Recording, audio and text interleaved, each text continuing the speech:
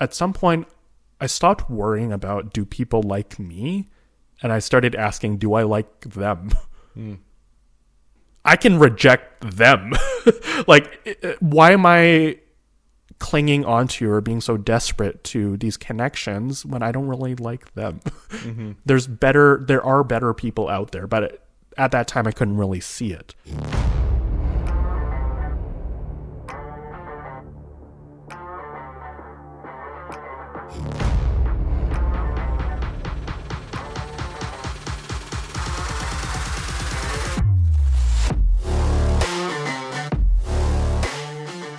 Welcome back, Wellness Ninjas, to another episode of the Wellness Dojo podcast. I'm your host, Kyle Craik. Today, I'm very excited. We have a TEDx speaker, a powerful connector, and overall just a beautiful human being. Richard Lee Tai, welcome to the show. Thank you for having me. Yeah, no, I'm very excited to have you on. You're somebody who's been actually pretty impactful in my life, especially in the last year. So it's really exciting to sit down and have a conversation recorded. Yeah, I know we met originally through Kim Westland's Vision Hike, and now you're part of Toastmasters. I'm mentoring you on your speeches. So yeah, I'm sure our friendship will be for many years to come. Yeah, no, I'm very much looking forward to it. I mentioned in that really brief intro about like powerful connector. I know that's something that's really important to you, which I want to dive into on this episode. But before I do that, let's hear it from your mouth. Tell everybody a little bit about you and what you do. Yeah, so my name is Richard Lee Tai. Growing up, I felt very shy and lonely, and there's no classes on how do you make friends. So I just tried my best to figure it out. But I remember one of the misconceptions I had. I would see on movies and books and TV shows, there's a main character, and then they have their best friend, or their like squad of best friends that go on all these adventures together. So I thought, that's what I need to have too.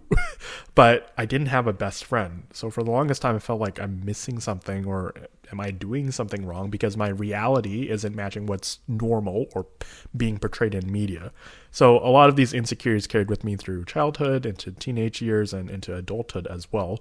So I'm sharing this to say that I'm not a natural connector. This is a skill that I've developed, or is through this process of going through this struggle or this pain. I'm like, pain can become my purpose, or my mess can become my message. Because even when I was in university, I moved away from Calgary, and it was hard to reestablish myself in a new place. I was starting from scratch.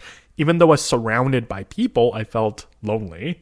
And the people I was talking to felt superficial. On social media, I would compare myself very often. It's like, oh, these people are going out to events and parties. They look like they're having such a good time, and I'm sitting home alone, being excluded.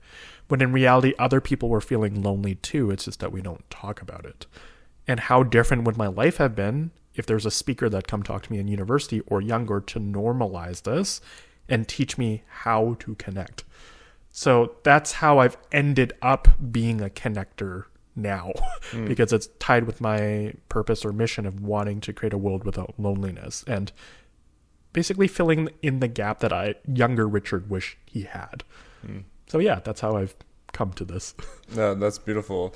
And I think it's so true, something that you said. I think sometimes even when we're surrounded by more people, sometimes we feel the most lonely. Right? When we don't feel connected to those groups. And Yeah, because I'm a nerd about this topic now. I've looked into the science and research around this. So one way of looking at loneliness is it's the discrepancy between your desired level of connection and your actual level of connection. So it's a completely subjective thing. As you mentioned, you could be surrounded by people, but there's still some discrepancy between what you want. Maybe it's like, I actually want closer, more intimate connections where, I can be vulnerable, really share what I'm going through. So even though objectively you might have a lot of social interaction, it's why we can still feel lonely in our romantic relationships or friendships and so on. And the reverse can also be true, where you could have a very close-knit circle. So you don't have many people in your life, but it's high-quality people and you feel content. There's no discrepancy between what you're desiring and what it actually is. So you're not lonely. So that's one way of looking at it too. Because the most social person could still be feeling lonely. Yeah. Yeah. Well, and this is why we are often so shocked, I think, when you hear of somebody who's struggling with depression or even when we hear about some of these like suicides in the news where we're like, this person seems so happy. They seem to have so many people around them. It's like there's another layer to this kind of image. Yeah. Yeah. We don't really ever know what's going on in someone's life or, the baggage that they're carrying. So I think that's why it's so important. I talk a lot about excuses to connect, which is also the title of my TEDx talk and company, because it's like your everyday interactions have the power to profoundly impact others. One of my favorite poems, it's titled Why Bother? And the text is just one line. It says, because right now there's someone out there with a wound in the exact shape of your words. I'm like, oh, that's hard hitting.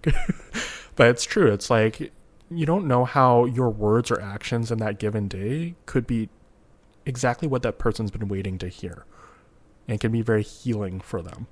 Yeah. So, yeah, I mean, we try our best to be compassionate human beings while also dealing with all of our own baggage and stories and so on. But yeah, you're right. People could seem very happy on the surface, but that might not necessarily reflect how they're feeling in their inner world. Yeah. I know that is something that has held me back from connecting in the past with people, is this idea that, like, who am I to try and speak on this, or who am I to try and help this person, or even to step up and just have a conversation, because the thoughts that go on in my head all the time are often repeating. Yeah. So to me, they're not special, but to the right person who, like you said in that with that quote, that wound, like my words might be the exact shape of that wound that person needs to hear, and that realization that we all have something to offer has really helped me in terms of connecting more. Yeah. When it comes to speaking, which I know both of us hold in common, one of the misconceptions I used to hold in this realm too is you have to be like an extraordinary speaker, like you climbed Mount Everest, or you're like dived to the bottom of Mariana Trench, or like these very, on the mountain, life-changing, those big dramatic stories, which is great. I mean, if you've been through that in a way that is inspirational and motivational. And sometimes it can also run the risk of being disconnecting, where the audience member thinks like, that person's lived such an amazing life that's not relatable at all to what my current circumstances are. So I've learned that as speakers, just speaking what we go through, and it doesn't have to be this extravagant thing. It's like, I go through these types of challenges, like loneliness. It's not, that story's just not specific to me. Many people experience it, and that's where the power lies, where it's like, oh, that's like me too. When someone can help give language or validate these type of experiences that they're going through, they realize, oh, I'm not alone. I'm not weird for going through this. This is just part of being human. So it's not just thoughts living in your head. It's being reflected and normalized by someone else. So yeah, that's the point I would make too. It's like, if you have extraordinary circumstances, great. But if you're normal, also great. Yeah. It's that idea that we all have something to offer, right? Yeah. So you mentioned this idea of loneliness, and it sounds like becoming a connector was something that you experienced through, like, or learned through lived experience. Yeah. So let's talk about that moment or moments where you're surrounded by people, but you're still feeling that loneliness.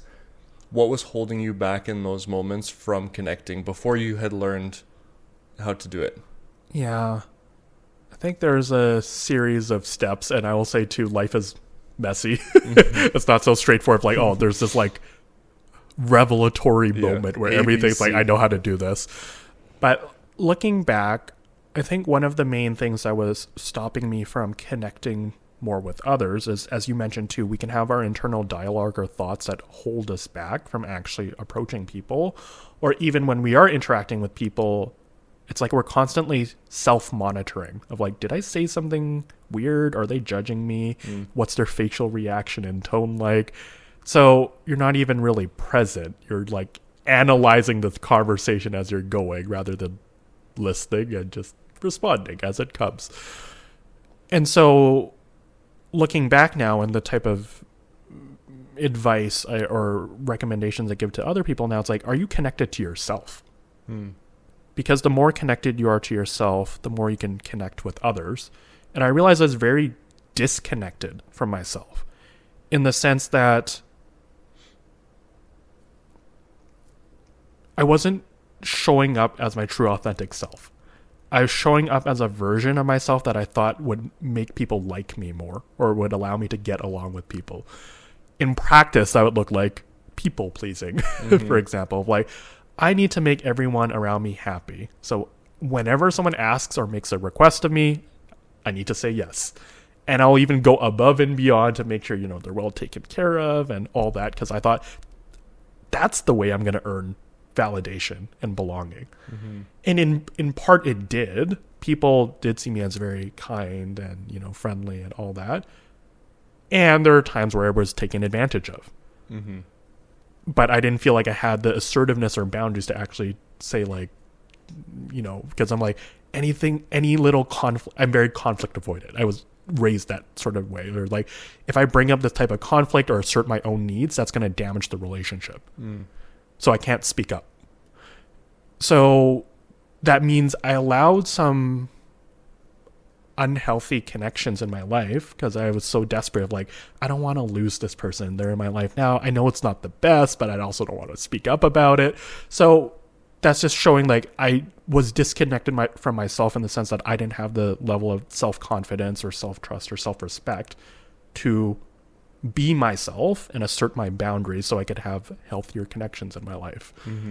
So how this started shifting for me was through therapy and other like personal development books as well. But as I started unraveling these pieces of myself, I realized, okay, there's many layers here. And even nowadays, like I'm still exploring, like, who am I really? What did I inherit from my upbringing or like intergenerationally? What are those beliefs or behaviors that I want to keep, and what are the ones that I want to let go of because it's no longer serving me? It makes sense that Richard developed, I'm referring to like younger Richard, developed people-pleasing tendencies or perfectionistic tendencies, because that's just the dynamic that was set up between me and my parents growing up, of like, you have to work very hard to be successful. And I was doing some writing yesterday because I was working on a speech. And I remembered, like, when I was 7 or 8 years old, we had a family friend who was also ironically named Richard. And I remember something my parents said to me. It's like, oh, well, that other Richard, he's getting A's in all his classes and he's playing sports all the time. Like, why can't you be more like him? And what a cruel joke. It's like, there's this better Richard out there and I'm the inferior Richard. We have the same name. And looking back from a compassionate lens, I can see from my parents' view, it's like, really they've sacrificed so much. They value the hard work. Really the underlying message of what they're trying to communicate to me is like, we want Richard to feel safe, be successful so he can be safe and healthy and happy with his life. But of course, as kids, it's hard to know that. So I interpret it as like, I'm not good enough as is. I can't be accepted as I am, and I need to reach these very high standards or expectations in order to be deserving of love and worthy of love. So then I worked very, very hard. And I'm like, okay, I need to be a perfectionist. I need to make sure I'm making people around me happy. But that's not really me. All of those layers of myself are driven by fear and insecurity from this childhood narrative or this wounded child. So it's been a process of learning to reconnect with myself. And how I knew that there's some substantial shifts is at some point I stopped worrying about, do people like me? And I started asking, do I like them? I can reject them. Like, why am I clinging onto or being so desperate to these connections when I don't really like them? There are better people out there, but at that time I couldn't really see it. But as I've stepped more into my authenticity of like, I'm just going to be me. Some people will like it and for other people it's not their cup of tea, and that's fine. I'd rather be myself and know that the people I have in my life genuinely care about me, rather than me pretending to be this version that I thought would be more likable. So that's a lot. But I love it. it's I can summarize it as when I learned to connect better with myself, it calmed a lot of those anxious thoughts and allowed me to actually be me, and then that type of energy will attract the right type of people. Yeah, that's what I was just gonna say. Is like when you do start to, it's so easy for us to be like, yeah, just be you, like just like be your authentic self. But like you said, it takes work. It takes work. Yes. It takes trial and error. It takes risking some of those relationships and seeing those things. But then when you do become your more authentic self, when you do start to live life for you more, you kind of naturally just find those people that vibe with you. So much of what you're saying resonates with me on such a deep level, even to the my best friend growing up, his name was Kyle. Oh, really? Well. Wow. Okay. And so like from the age of 2, I had a best friend named Kyle, and so there was like a lot of that Comparison. in me, in comparison, and being like, oh, he's getting better grades than me. It's like, I'm not good enough. Like, I wish I could. I often was like, I wish I could be more like Kyle. Yeah. Right. So it's this like kind of like hilarious, cruel irony. Yeah. Life. Well, one thing I've been pondering too, because I'm a nerd, I love everything around like psychology and neuroscience and all these fields. There's something called social comparison theory, and I'll ground it in like practical examples first. For example, your best friend Kyle. Sometimes comparison can be positive, and sometimes it can be negative. Sometimes in this negative where it's like, I'm jealous or envious of this person, and they make me feel insecure. But there's also a version of positive comparison that looks like, if that person can do it, I can do it too. I feel inspired or motivated by their example, and I want to follow in their footsteps. So then the interesting thing is like, what is it that drives people towards negative comparison versus positive comparison? I got a Q&A question before when I was on a panel where it's like, basically around my thoughts around peer pressure. And my response back is like, what's the difference between peer pressure and peer support? Because in both cases, people are influencing you. I think the main difference is peer pressure occurs when there's misalignment. It's like the force or the pressure that people are trying to push you towards is misaligned with who you actually are. So there's a lot of that resistance or like incongruence. But when it comes to peer support, it's like, okay, the people around me are aligned with me, and then I can go with that flow. So it actually pushes me forward. I feel like this positive and negative comparison also comes from like the level that we've healed. Because when we accept ourselves as we are and are more connected with ourselves, then those jealous pangs or insecurities doesn't come up as often. Because then we can see the other person more accurately. It's like, yeah, I can celebrate them. I don't have to feel resentful or jealous of like that person has more than I do. It's like, I celebrate them as they are. What could I learn from them? How could I grow from that? But it's hard for children to have that level of nuance, because children especially are very concerned with like their safety physically, but also safety in terms of like socially. Where do I fit in?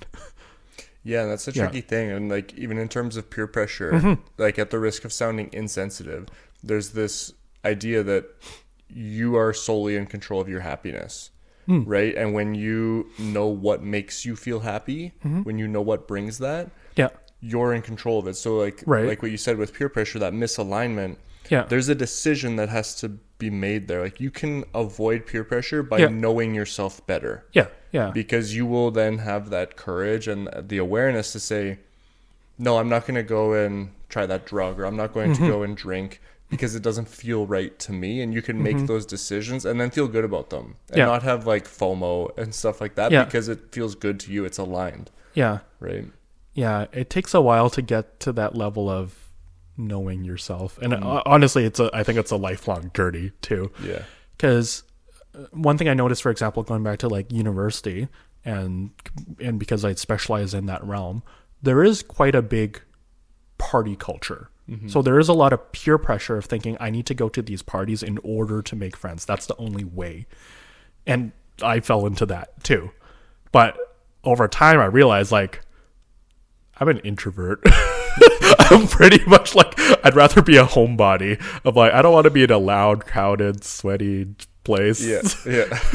I'd rather, grab coffee with someone, maybe be part of a book club, do some journal, like quieter activities. But again, at that time, there's no one talking about this. So I didn't know there was another pathway available. Now I know, and that's now why I talk about it. One of the analogies I can draw, so when it comes to physical fitness, there's lots of different exercises someone can do. And people have preferences. Some people love yoga, some people love biking or swimming or volleyball, team sports. You can have preferences. And the thing is, any of those activities will still help you stay fit and healthy. That same idea can be translated to the realm of social health. There's different social fitness activities someone could do. For some people, yes, it might be going out to the club or a party or a large event, but it could also look like a one-on-one chat. It could look like doing some type of shared activity you enjoy, like cooking or art together. So you can have your preferences too. And the nice thing is, like, any of those workouts or exercises are still helping you to be socially healthy and well.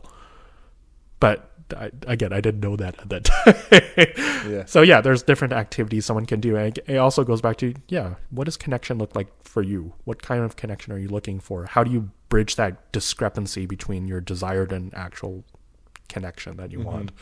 So it's interesting. What popped in my mind there, we share the fandom of yes theory. Yes. Right? And the whole concept of that is to say yes to more things.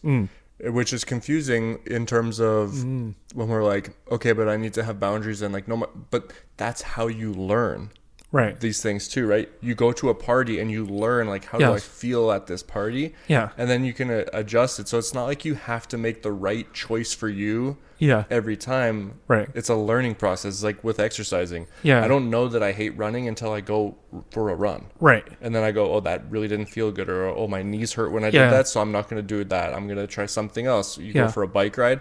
Oh, that felt way better on my knees. I actually really enjoy bike riding. It's kind of the same idea, right? You have to try things first too. I agree. There's some experimenting to know. I'm glad you brought up yes theory. But I'm going to go more philosophical because that's just how my brain goes. The words yes and the words no are very powerful, and also depends on the context. Because there were certain times, as I was saying before, I said yes to too many things and then overloaded myself and was such a people pleaser. Like, I never prioritized my own well-being. And there's circumstances where it's worthwhile to say yes, to have a new experience, put yourself outside of your comfort zone and learn and grow from it. And then there's also times that you should say no to things where it's like, okay, this feels misaligned or it's outside of my boundaries. This makes me feel very uncomfortable. But there's also times where you shouldn't say no to things, where it's like you might be limiting yourself and holding yourself back. So it's like, how is it that we discern when to say yes or no? Because there's circumstances where you should say yes or should not say yes, and circumstances where you should say no or not say no. So that's the tricky, juicy stuff. It's like this nuanced psychological things. I think something I've come to realize more recently, because one of the questions I was exploring is, when something feels difficult, how do I discern whether that means it's misaligned or that I'm lacking discipline? That's a tricky one, because there's some things I've done before that initially were hard, but over time it got easier, and I realized, it just takes some a little initial pushing and consistency to make it into an enjoyable habit. But then there's also other things that I do that are hard. I'm like, does it mean, is it my fault or is it misaligned? And everything goes back to connecting to self, because we have our own inner voice or intuition and truth that sometimes we neglect or that we second guess. But I think we do know internally whether something feels misaligned. And then that can then be our compass or guide to like, does a yes or no to this? Another way of framing this too is like, does it feel like a hell yes? Which is different than just a normal yes. Hell yes, I think I've been learning in my connection journey still. It's like to connect more with my body sensation. Because a hell yes is a more visceral type of sensation in your body. And you can tell like, does it spark joy? Is this fun for me? That's a different state. Because sometimes we still say yes because we're being influenced by peer pressure, or we're still unclear with our own, mind and objectives. So anyway, that's a can of worms for you. No, but it's like, I think I love those types of more nuanced conversations, because it's like, I believe in yes theory and that sort of motto of like saying yes to things, but there's also, how do you know when not to say yes? Yeah. It's very tricky. It's interesting because I use that same kind of concept on myself, especially when I'm making big life decisions. Like, do I feel like, is this a hell yes for me? And unless it's a hell yes, like if I'm really teetering on a decision and I'm having a hard time tapping into my intuition, then that's what I go to. So like, is this a hell yes? Because if not, then it should probably be a no if it's a big decision. Yeah. But there's also this kind of nuanced idea. I was having a conversation with somebody about saying yes to things because, for example, going to that party that you may be like, I don't really want to go. Right. And I'm trying not to shoot on myself too much, but it's like, I'd rather just stay home, but there's opportunity. I know there's potential opportunities to like connect with somebody or to like make that, there's opportunities involved. But sometimes too, there's this idea of like, do you believe in like divine timing? Tell me more. So it's like, if you go, for example, let's say there's a party that I go to and I'm walking around, I'm like, I'm not feeling the vibe here. This isn't my vibe. But what if that one person that I'm supposed to meet is at that party and I leave and I miss the opportunity for to meet that one person that was going to be maybe a big connection for me, or maybe it's like your soulmate that you meet at this party or something like that. Right. Like that would be like divine timing to meet this person at this party that like I really didn't want to go to. Right. But then I went, and you hear stories about this, all like real stories about this all the time. Yes. But then it gets into that like, but am I doing like this for the right reasons? How do you decipher those things? Or do you just let go, try and tap in and make the best decisions possible and let the cards fall where they may? I know. I'm glad you brought this up. No, I love this complex, nuanced stuff because I think there are answers, but it's not as immediately evident. Well, let's sort through. We'll verbally process. Work through this because on one hand, one of the concerns I would have is sometimes we cling onto hope, and it shows up in multiple different circumstances. One is like, maybe if I go to this party, then I will meet the right person. Or in other circumstances too, it's like maybe this person will change. I have, it's an unhealthy relationship or connection, but maybe, like, there's still a glimmer of hope that things might be different. They said they'll do things differently this time we had this argument or conflict, but maybe things will be different. So sometimes clinging onto that hope hurts us. That we sort of have this illusion or delusion of reality, where we have this projection like maybe. So that's one perspective. I do see the other perspective too, especially as a connector, where it's like you never know who you might meet or when you'll meet them, and it could change the trajectory of your life. So what is it then?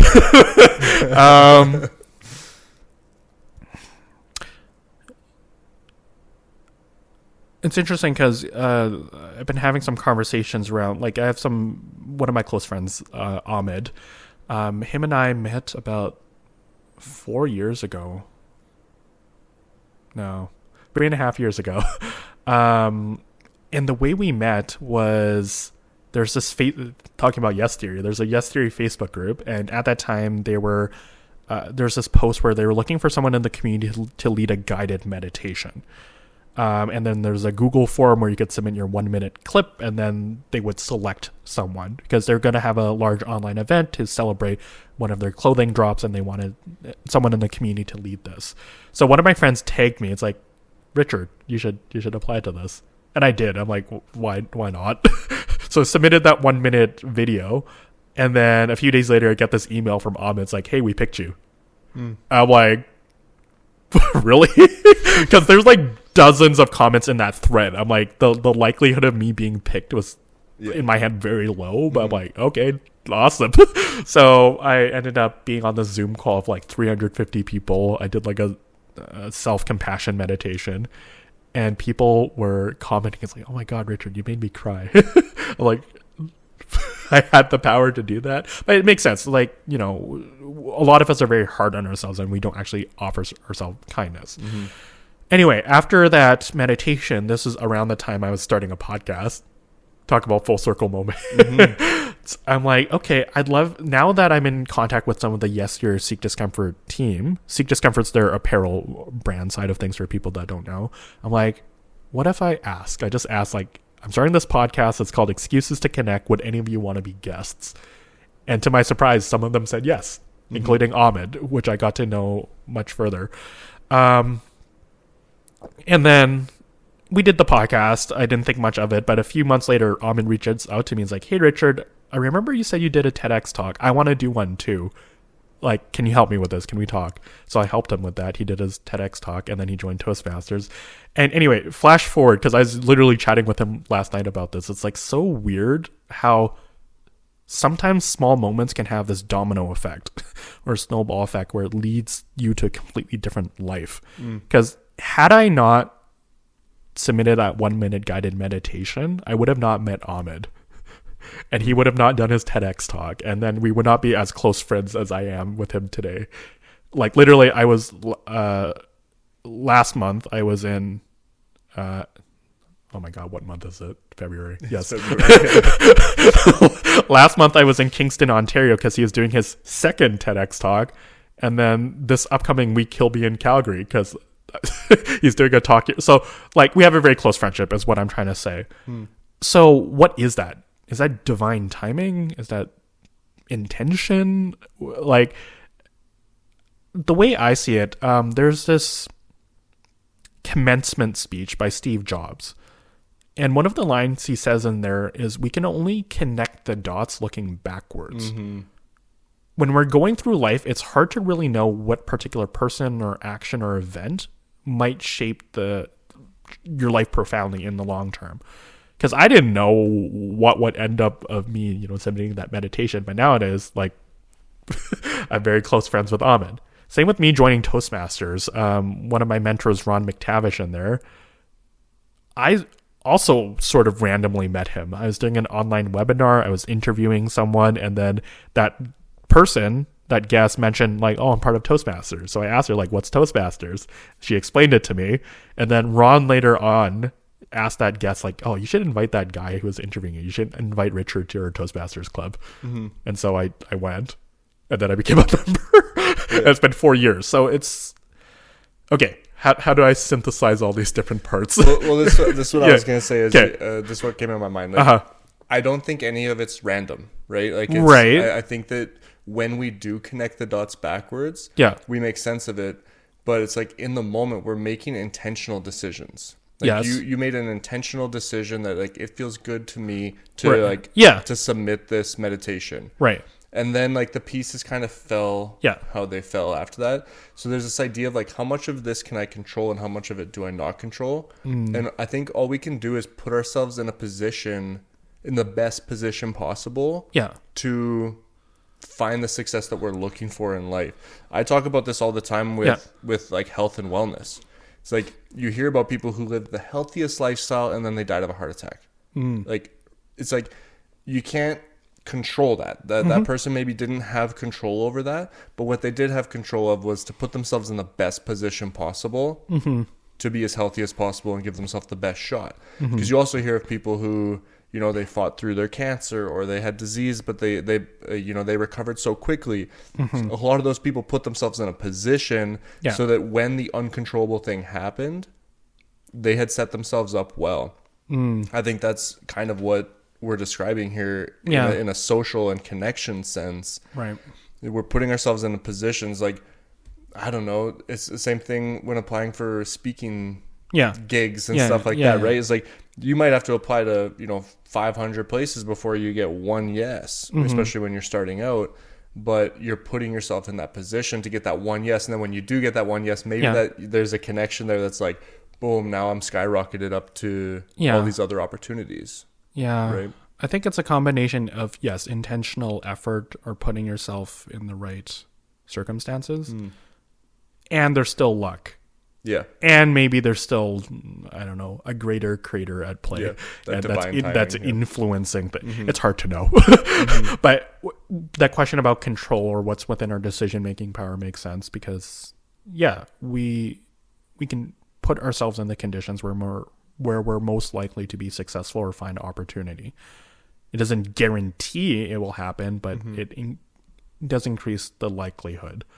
One of the things, in fact, this is good speech prep for me, because I'm going to be delivering a speech this Friday on excuses to connect, and the subtitle is "Shortcut Your Way to Seemingly Impossible Opportunities." Because I've seen it multiple times before, where instead of waiting in line like 99% of other people, is there a way to skip the line by being more creative and intentional and creating your own opportunities or engineering your own luck? I think it can be done. One of the examples I have is going back to Ahmed, because I'm quite inspired by him. The way he got his job at Seek Discomfort, he had a chance to, a few, again, things lined up. During the pandemic, he decided he wanted to do a 100 people project. So he had this whiteboard and he wrote, "Hey, my name is Ahmed. I'm from Toronto. I'd love to know your story." And he posted it onto that Yes Theory Facebook group. And hundreds of people commented. And then he ended up, over the course of a few months, talking to 100 people around the world from 89 cities and 45 countries. And that changed his life. That led him to an opportunity to pitch himself to the CEO at that time of Seek Discomfort. And he thought, okay, he wants to make this pitch as great as possible. This is, I don't want to miss this opportunity. So what he did, he was interviewing for this marketing position. He created a bunch of prototypes of different campaigns that he would implement if he was hired. He got his cousin to come film him, a trailer video of his ideas. Then he put that all together into a briefcase and then spray painted the logo of Seek Discomfort onto it. And then he asked the CEO, "I know this is weird, but can I get your address?" The CEO's like, "I don't know where this is going, but sure." So my friend ships it from Toronto to LA, but not to the CEO directly. He thought he's going to take one final step to make this big. He hired someone to dress up as an FBI agent with a full suit and tie and sunglasses. And then 5 minutes before the interview, the FBI agent knocks on the CEO's door and the CEO opens it. It's like, "Brian, I have a secret package for you." And he hands over the briefcase. So by the time my friend got into his interview, basically he was hired on the spot, because who does all of this? But that's what made him stand out. There's lots of people that love to work for Yes Theory and Seek Discomfort, and yet Ahmed took intentional action to make himself stand out. So that's cool to me. It's there's ways to pitch things into existence. And so I've been inspired by Ahmed in a number of ways too. So recently, I also shot my shot of there's this very cool opportunity. How do I make this happen? So I'm currently being coached by a speaker named Sam Dema. He's running a group coaching program. And as I've been going through this, I realized okay, I have some unique abilities around community building. And also I really love to learn. So how could I take his existing curriculum, for example, and turn it into other forms like newsletters or a book one day? So I'm okay, I see this is entrepreneurial thinking. I see some gap here where I could provide value for him. I have the skill set. Now, how do I pitch? How do I pitch to him? So what I decided, I went on Canva and designed this pamphlet, this 16-page pamphlet. And the cover of the pamphlet's the elite speaker, how to grow a consistent, scalable speaking business. Author Sam Dema and editor Richard Lee Tai. So it's a draft book cover. It's how I designed it, so he can hold it in his hands. And then the booklet goes through how I could help him, what my goals are, why he inspires me. Yeah. And so when he was in Calgary in January, I gave it to him. And then later on, he's like, Richard, you blew my mind. You melted my brain. Because in our program, we talk about like sort of like first class experiences. And then he's like, you gave me like a private jet experience. It's like one level above that. So he's very impressed because he's like, I've never received anything like this before. And now I'm on his team. So it's like, there's ways to skip the line, which I find very interesting of like, if you're just more creative, because if you think about it logically too, like when I talk to university students, it's like, okay, what's the pathway here? Let's just like look at this longer term. You're going to graduate with your degree, and then you're going to apply for jobs. You're going to go to the market. You're going to look at job postings, submit your resumes and cover letters, and then maybe you'll get some interviews and maybe you'll get a job. But if you're going down that pathway, you're lumped in already with 99% of other people that are doing that same action. How are you ever going to stand out? It's hard. So I'd rather find more creative ways to get to your success and your goals. Well, and I think too, a lot of people feel a lot of pressure with that. Like that, I would imagine that there's some people out there listening to this and they're like, oh man, like how could I ever come up with something like that? Or like there's so much pressure. Yeah. But I also think that when you're in the right places, yes, you've like, and you can speak to this through your experience with doing this with Sam, but did you feel less pressure because it just like felt so right and so aligned? Yeah. Or did you feel more pressure because of that? Again, what's the difference between positive pressure and negative pressure? Yeah. Because, like, I think we need pressure in our lives to push us to our highest performance. When we don't have enough pressure, then we can be very complacent or, like, apathetic in our life, too. That's true. But there's also a point where, as you said, you can be pushed too far and then things feel overwhelming, or you don't take action because, like, how do I do this? There's so much risk and so on. So I think there is an optimal zone to be in. I guess what I want to draw out is more this point of, as you said, like someone might be listening to this and like, how do I do this? So I think I have a practical framework for how people can think or do this. So when I talk to students, for example, I'll pose this thought experiment. Say your professor gave you homework to find someone that you look up to, like whether that's someone in your field or industry, your future career path that you want to go to, and reach out to them, and you need to do an interview. Are you going to do this homework? Well, you probably would if you didn't want to get a 0. Like, it's been assigned to you to do this. Yeah. So you would go into the community or maybe more globally to like someone you look up to, and you would say like, hey, I'm a student at this place right now. I've been asked to do this assignment, to do it's my class project, to do an interview. Would you be open to this? And some of them will say yes, and some of them will say no. Now, take that thought experiment and think of it in the context of, what if you could just assign yourself homework? What's the most fun, creative, inspiring, fulfilling homework that you could just give to yourself? You don't need to wait for that professor to assign it to you. And this is like the really juicy stuff I love. It's like, you can use that as an excuse to connect still. You could still reach out to someone and still pretend, or you can word it differently. Like, I'm a student here. I'm doing this class project. Can I interview you? And again, they might say yes or no. But if you have a believable enough context, it can help them to say yes. So you can think of it in that, like, I think the more we can think of it in terms of a game as well, or an experiment or play, it releases a lot of that pressure. Because it doesn't really matter if they say yes or no. It's like, can you have fun with it? And that helps spark more creative energy anyway. Yeah, because there's nothing to lose necessarily. Like, if they say no, it's a no. But if you say yes, it's like, oh wow, now I can get in touch with this expert that's doing something that I really love, and I can learn from them. Like, one of my mentors, Ron, he would say to study success. And what he means is, who are people that are doing what you are doing, and learn from them intently. Because that can shortcut your pathway too. Instead of repeating the same mistakes or trial and error, you can avoid it. they can tell you like, hey, don't do that. Do this instead. Yeah. Yeah. So, I mean, there's different ways to relieve. You don't have to go so big with this, like in terms of how Ahmed did it or how I did it, because there's little ways that I practice this type of creative outreach too, of like, oh, it's someone's birthday. Instead of just sending them a message, what if I recorded me singing happy birthday to them? Yeah.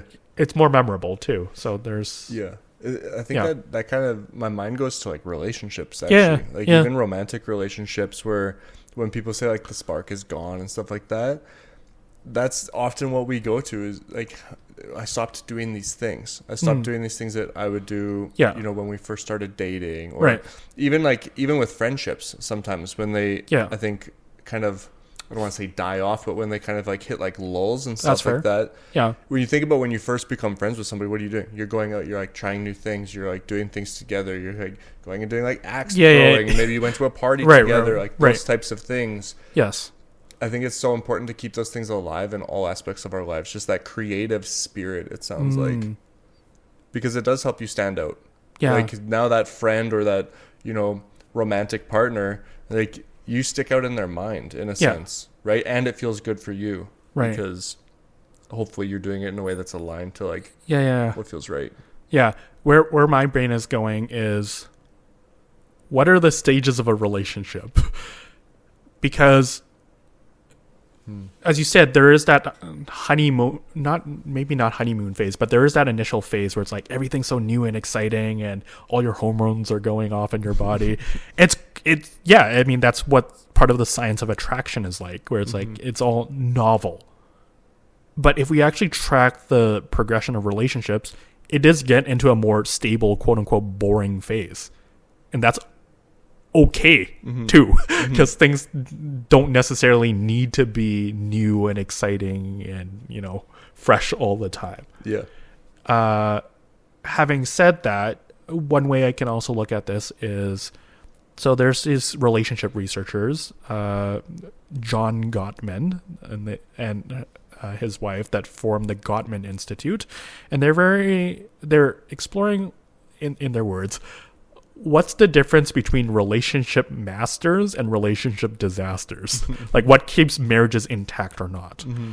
And one of the concepts they uncovered was this idea of, think of it as like an emotional bank account.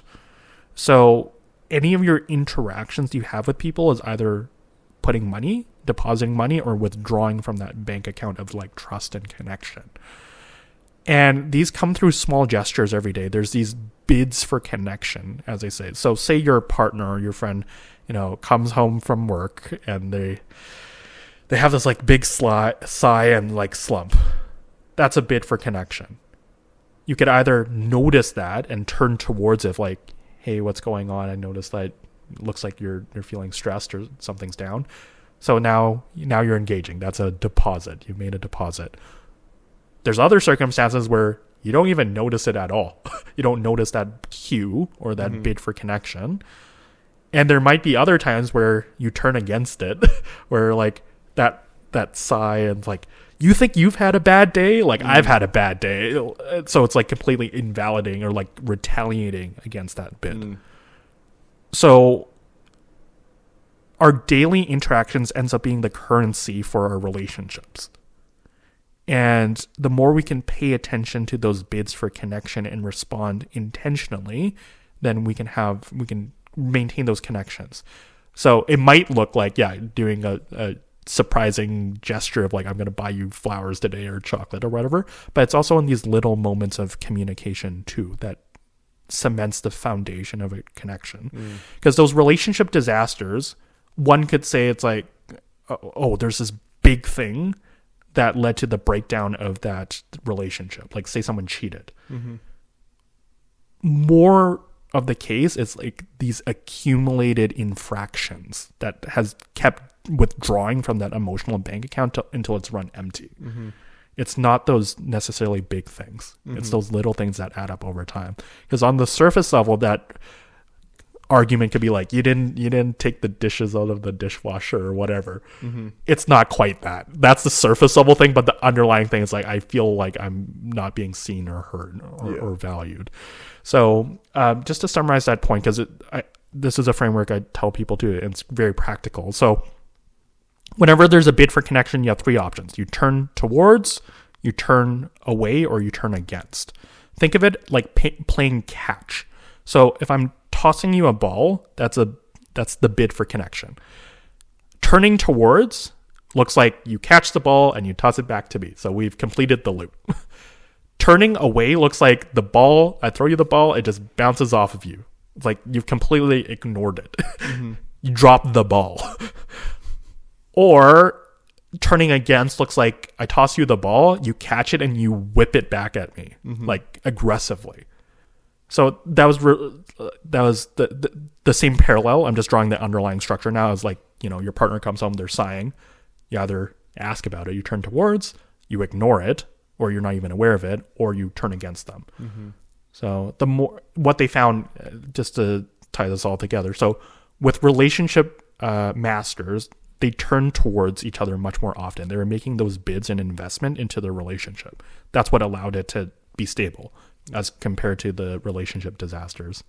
So even though that's in the romantic or marriage context, that's very translatable to like platonic friendships too. Yeah. And what a powerful way if we bring that back to what you said originally about connecting and having to connect to yourself. Yeah. When you apply that theory to your relationship with yourself as well. With Yeah, that yeah. bank deposit is a very powerful Oh, I've thing never thought of also, it that way. Right? That seems so obvious, but yes. Yes, definitely. Yeah. We build up trust and invest into ourselves too. And it's a journey to learn to love ourselves and accept ourselves as we are, because we have all these different narratives or voices that we have internalized from our environment that takes a while to sort through, because we still might be living with a lot of beliefs that are not quite our own. Yeah. We just think they are. Or not at all our own. Yeah, exactly. So true. Yeah. Okay, I have one more question for you. Sure. So I do this as a way to connect my guests to each other. My last guest wrote a question. I haven't read it yet. I'm going to read it to you. Oh, this is like Diary of a CEO. Yeah, right? I think that might have been where I got the idea from. Yeah. Okay, go ahead. And then I'll give you the opportunity to do the same thing. Sure. Okay. All right, your question. If there was one life lesson you could share with someone, what would it be? Only one. Only one. It reminds me of when I started mentoring you and I asked you something similar. It's like, if you only had an hour left with your loved ones or your kids, what would you tell them? That's right. Okay, let me think about this. There's a lot of lessons, but it's like, what's the one? I'm trying to think now about what I said to you and that when you asked me. I don't quite remember. I think it was something along be yourself. Yeah.